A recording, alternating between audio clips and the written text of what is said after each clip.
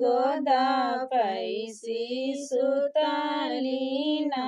कंचन बेटी सुतल बेटी उठाली ने चेहाई हे आमा के गोदा पैसी सुतली ना कंचन बेटी सुतल बेटी उठाली ने चेहाई है के करा दुआरिया माँ बाजा जाना बाजा ले के करा खले बिया है के करा दुआरिया माँ बाजा जाना बाजा ले के करा हो खले बिया हे बाबा दुआरिया बेटी बाजाना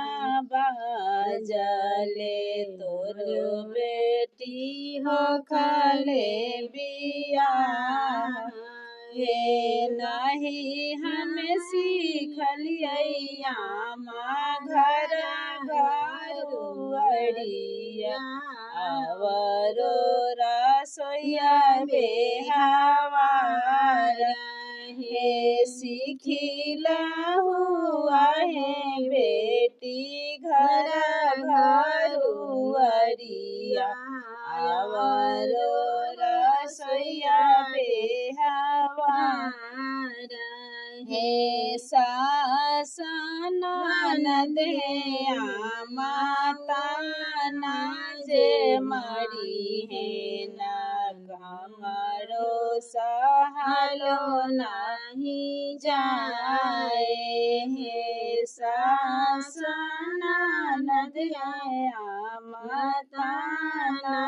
जे मरी है ना हमरो सहलो नहीं जाए हे सीखिला हुआ है बेटी घर घरुअरिया आवरो रसोइया बेहवारा है सास ननद गे बेटी ओलाना दी है नालिह बेटिया चरा पसारा है सासू के बोलिया